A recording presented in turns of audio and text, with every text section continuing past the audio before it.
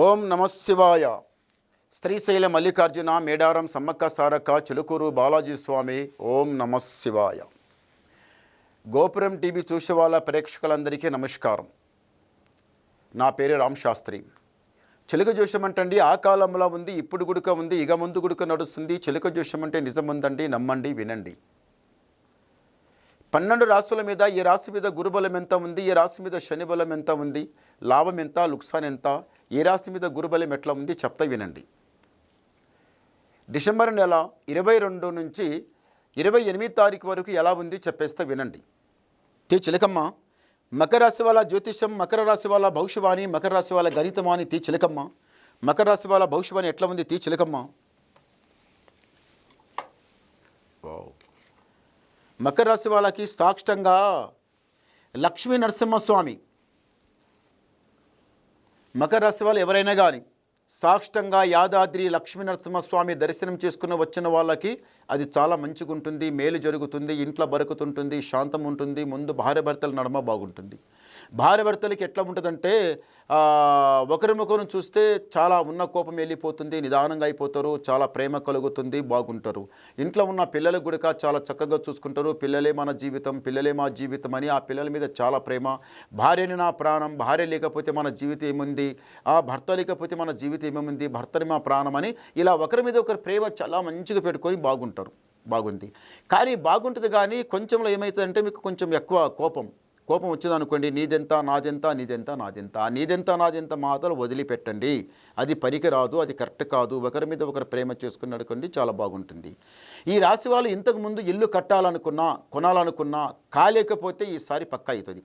ఇల్లన్నా కడతారు, కట్టిందన్నా కొంటారు, లేకపోతే ప్లాట్ అన్నా కొంటారు, జాగాన ఏదన్నా ఒకటి 4 రాళ్ళు పెట్టి కంపల్సరీగా కొంటారు, అవుతుంది. కానీ ఇంతవరకు కొంటే కొనరు, కొనకపోతే కంపల్సరీగా కొంటారు. అయితే కాదు, కాకపోతే అవుతుంది.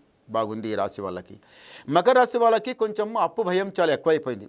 ఇంట్లో పెళ్ళే చేసిండ్రు, ఇల్లు కట్టిండ్రో, లేకపోతే ప్లాటే కొన్నారో, లేకపోతే ఏదో చేసిండ్రో, ఇంత భూమి కొనరు, కానీ కొంచెం అప్పు బాధ ఎక్కువైపోయింది. అప్పుతోన ఏమైపోతుందంటే మనసు శాంతం లేకుండా, కంటికి నిద్ర లేకుండా అయిపోతుంది. ఏంద్రా ఎలా బతికిన వాడు ఎలా అయిపోతుంది, ఇంత అప్పు నెత్తి మీద పడింది, నేను తీర్చనా అవుతుందా కాదా. అందులో మళ్ళీ ఒకటి ఏమొచ్చింది, ఆరోగ్య సమస్య కూడా చాలా చెడ్డకొచ్చింది. ఆరోగ్యం సరిగా ఉండకపోవడం, తిన్నానం పైకి పట్టకపోవడం, ఇంట్లో మంచిగా ఉండకపోవడం, ఆరోగ్యం చాలా దెబ్బతింటుంది. ఇటు చూస్తే ఆరోగ్యం దెబ్బ తినడం, అటు చూస్తేమో ఆ అప్పు భయం, ఇటు అటు అంత దెబ్బ ఉంటే ఏడా మన మనసు క్లియర్గా ఉంటుంది. ఇంట్లో ఏమన్నా తిని యథార్థంగా కంటికి నిద్ర పట్టాలంటే అప్పు లేనివాడు కంటికి నిద్ర మంచిగా ప్రశాంతంగా తీసుకుంటాడు. అప్పు ఉన్నవాడు కంటికి నిద్రనే పట్టదు. ఏ ఒక రోజు మంచిగా అమృతం లేక ఏదో ఒక అది ఇది మంచిగా చేసుకొని తింటే ఆ గాసం తలెలో పెట్టుకొని ఆ గాసం చేతిలో పట్టుకొని తినాలన్నప్పుడు అప్పు ధ్యానం వస్తుంది. నేను ఇంత రుచికరమైన అన్నం నేను తింటున్నా కానీ మరి రేపటికి అప్పుడు వచ్చి నా ఇంటి మొదలు కూర్చుంటే, నా గొంతు మీద కూర్చుంటే అప్పుడు నేను ఏం చేస్తా, ఎలా తెచ్చేయాలి, ఎవరి దగ్గర పోయి అప్పు తీసుకొచ్చు, ఏం చేతు, ఉన్నది అమ్ముకుందునా, లేకపోతే ఎవరి దగ్గర మళ్ళీ అప్పు తీసుకొస్తున్నా, ఈయన అప్పు తీర్చలేకపోతున్నా, మళ్ళీ ఒకరి దగ్గర పోయి అప్పు ఎట్లా తీసుకొస్తుందని ఇలాంటి టెన్షన్ ఈ మకర రాశి వాళ్ళకి చాలా భయంకరంగా ఉంది. ఎట్లయితుంది, ఏమవుతుంది, నలుగురిది ఒక లెక్క అయితే నాది ఒక లెక్క అవుతుంది కదా పరమాత్మ, నేను ఎట్లా ముందల పైకి వస్తా, ఎట్లా లేదు, పిల్లలు ఉన్నారు, మళ్ళీ చేతికొచ్చేది పిల్లలు ఉన్నారు, వాళ్ళు పెళ్ళిళ్ళు చేయాలి, ఇల్లు కట్టాలి, అది చేయాలి, ఇది చేయాలని 12 రకాలు ఆలోచిస్తుండ్రు. ఇదంతా లాస్ట్కి చివరికి మనం పైమెట్టు లెక్కమా అవుతుందా కాదనుకుంటున్నారు. కానీ పైకొచ్చే మార్గం ఉంది, తొందరపడుకొని నిదానం చేయండి. భగవంతుడే ఉన్నాడు, సర్వేశ్వరుడే ఉన్నాడు, నారు పోసిన వాడు నీరు పోస్తాడు. మీరు బాధపడుకుంటా ఉంటే కాదు, మళ్ళీ ఇంటి మీద గుడక దృష్టి కన్ను చాలా ఉంది, ఇంట్లో గుడక మనుషు శాంతం లేదు. ఇంటి మీద దృష్టి ఉన్న వలన ఇది అది 4 దిక్కుల ఆలోచన మైండ్ లోపల పెట్టుకుంటే అది ఏమవుతుంది, మనము మోసేదంతా బరువే మోస్తాం. ఎక్కువ బరువు వేస్తే కూలపడతాం. ఎక్కువ టెన్షన్ తీసుకుంటే అది ఏదో ఒక స్పాట్ దెబ్బ తింటుంది. అది లోపల ఉన్న స్పాట్ దెబ్బ తినేదంటే మనకు తెలియదు. తింటున్నాం, తాగుతున్నాం ఉన్నట్టు అంతే కనిపిస్తుంది. కానీ తర్వాత ఏమవుతుందంటే అది పెద్ద కథ అవుతుంది. ఇదంతా పోయి ఏకుకు పోయి మేకైందంటే ఆ తర్వాత మళ్ళీ అప్పు మీద అప్పు అయితే చాలా కష్టమైపోతుంది. దెబ్బ మీద దెబ్బ పడితే ఎలాంటి జీవైనా కానీ ప్రాణం ఇడుస్తుంది. దెబ్బ మీద దెబ్బ పడవద్దు. మళ్ళీ ఆ అప్పుల ఈ బాధ సమస్య ఒకటి పైకి వస్తుంటే అది కుదరదు, అది కరెక్ట్ కాదు. నేను చెప్పే మాట మంచిగా ధ్యానం పెట్టుకోండి, దేవ ధ్యానంలో ఉండండి, ప్రశాంతంగా నడవండి. అన్నిటికన్నా కష్టం చాలా గొప్ప మాట. కష్టానికి పడినవాడు ఎప్పుడు చెడిపోడు.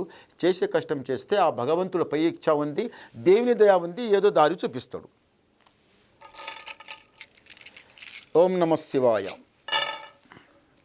మంచిగా బలిపడ్డాయి 5. మకర రాశి వాళ్ళకి ఆదాయం 8, యాయం 14, రాజపూజ ఫలం 4, అవమానం 5. అంటే గురుబలం చాలా బాగుంది. చేయి పెట్టింది కలిసి వస్తుంది. తొందరపడకండి, నిదానం చేయండి, అంత మంచి జరుగుతుంది, అంత జైవే జరుగుతుంది. మళ్ళీ మీకు ఏమన్నా డౌట్ ఉంటే, ఏమన్నా అనుమానం ఏమన్నా వినాలనుకుంటే, మళ్ళీ మీకు ఏమైనా ఉంటే ఒకసారి ఫోన్ చేయండి, మీ డౌట్ క్లియర్ చేసేస్తా, ఉన్నది మొత్తం చెప్పేస్తా. నమస్కారం. ఓం